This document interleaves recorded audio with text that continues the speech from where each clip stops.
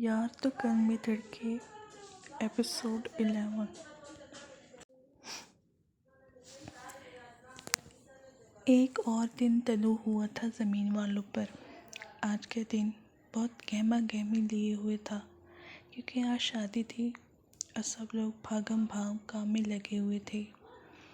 जहाँ हमारी दुल्हनें मज़े से सो रही थीं, वहीं दिल और हानि मेहमानों को नाश्ता सर्व कर रही थी।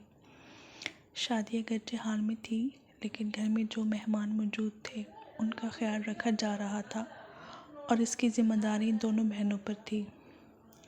जल्दी दुल्हनों को पार्लर ले जाया गया, जबकि बाकी सब तैयार खड़े थे हॉल जाने के लिए। आज तो हानि की छप भी निराली थी। यारा मेहंदी की रात हानि को मार्केट ले गया था और उसे सब कुछ दिलवाया था।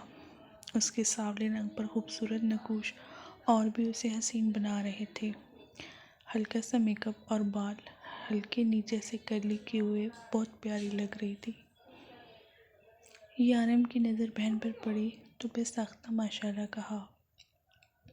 चले सब। दिलावर ने भतीजी को देखा तो दिल शाद हुआ उनका। वो दुखों की मारी प्यार की भूखी हानि किसी से कुछ ना कहती थी, लेकिन वो जानते थे वो कितनी हसरतें लिए हुए थी। जी चले, सब तैयार हैं, मुस्तफ़ा ने कहा तो सब उसकी जल्दबाजी पर हंस दिए। इस तरह ये काफ़िला हाल रवाना हुआ। दुल्हनों ने डायरेक्ट हॉल ही आना था और इसकी जिम्मेदारी यारम की थी।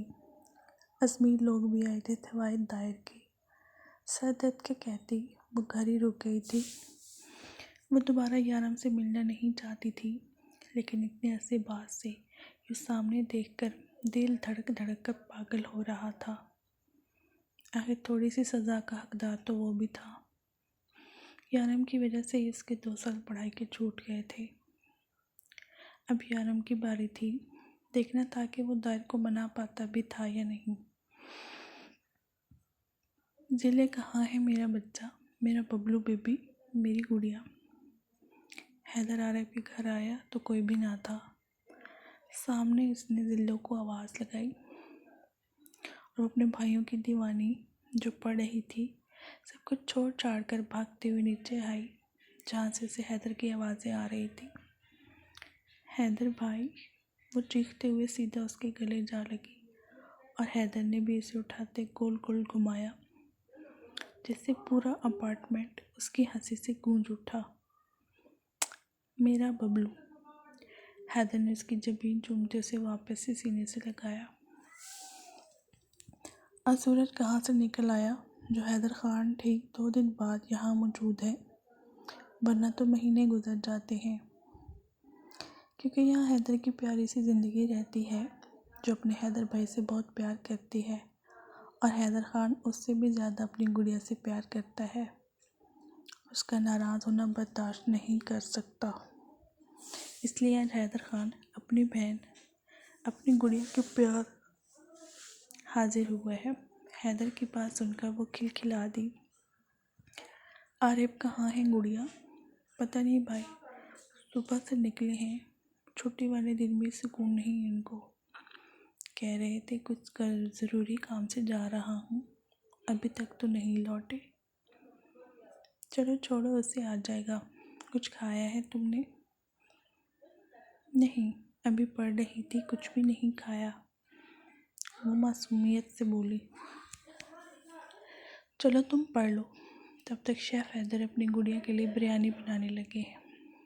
वो कोट उतारते बोला तो जिले के मुंह में बिरयानी का नाम सुनते ही पानी आ गया, क्योंकि हैदर के हाथ की बनी बिरयानी की वो दीवानी थी। ओके, लेकिन प्लीज़ ज़रा जल्दी भाई।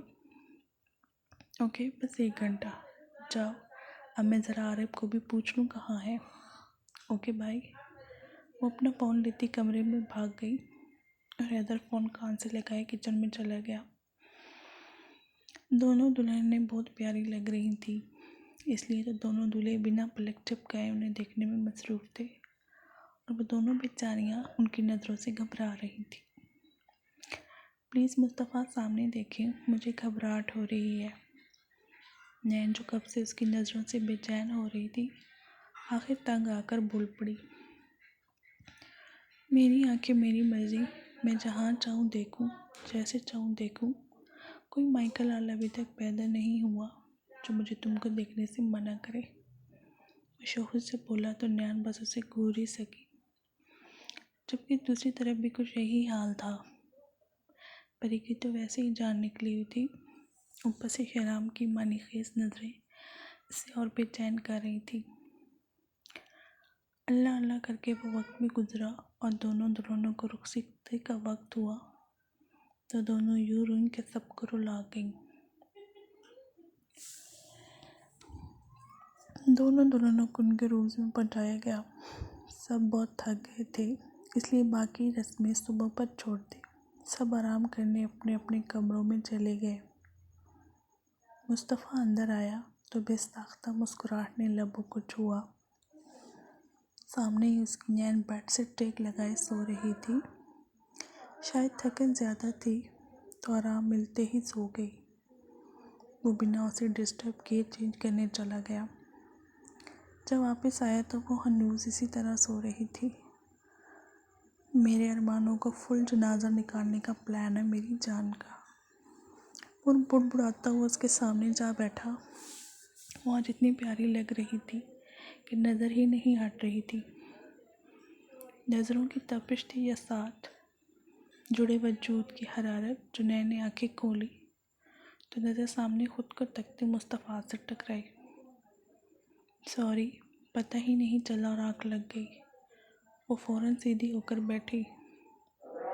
कोई बात नहीं मेरी जान,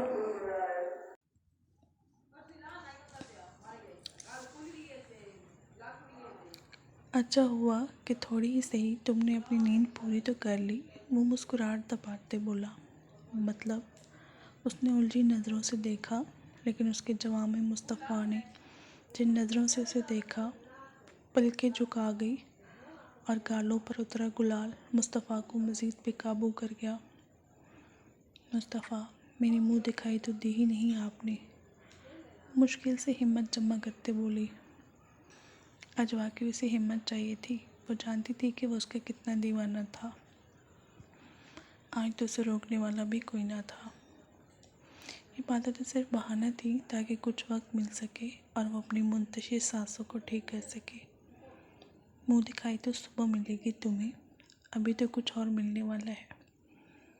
मुस्तफ़ा ने उसका दुपट्टा उसे जुदा किया, फिर एक एक करके उसकी ज्वेलरी उतारी। इस बीच वो सांस रोके बस नज़रें झुकाए मुश्किल ही बैठी थी। क्या मिलने वाला है? बहुत सारा प्यार। उसके कान की ओर झुकते बोला और बिना उसकी कोई बात सुने लाइट ऑफ करते उस पर घटा बनकर छाया, जबकि नैन आंखों से मुस्कुराती खुद को इसके हवाले कर गई। दूसरी तरफ शहरयार कमरे में आया तो परी घूंघट ओढ़े उसका इंतज़ार कर रही थी। ये उसको अपने कमरे की मलकियत में देखना शहरयार को मसरूर कर गया।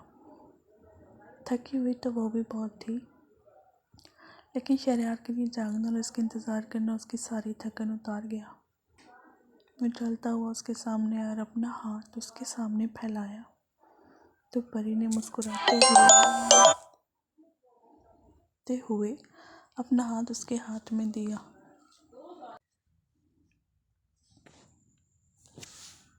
मैं उसको अपने सार में लिए बालकनी में आया, जहाँ ज़मीन पर वाइट मैट्रेस बिछाया गया था और आसपास बहुत सारे हार्ट शेप बलून्स जो हवा से इधर उधर उड़ रहे थे।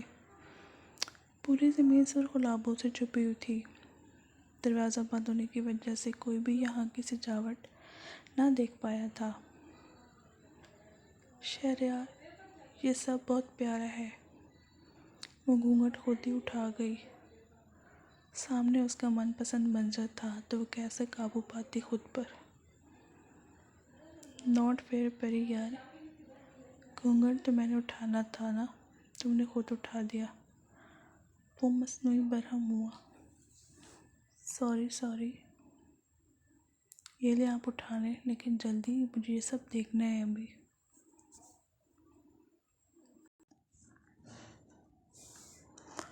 वो फ़ौरन घूंघट वापस करते बोली तो शहरयार ने मुस्कुराते हुए उसका घूंघट उठाया। ना सिर्फ उठाया बल्कि उसकी जबीन चूमते उसे अपने सार में लिया। कैसा लगा सब? बहुत प्यारा। आपको याद था ये सब? वो इश्तियाक से बोली। तुमसे जुड़ी कोई भी बात शहरयार कभी नहीं भूल सकता। वो उसकी कनपटी चूमते बोला। शादी से पहले ऐसे एक दिन परी ने नैन से कहा था कि उसकी वेडिंग नाइट ऐसी हो, बालकनी की खूबसूरत से सजाया गया हो और ज़मीन को फूलों की चादर से ढक दिया जाए।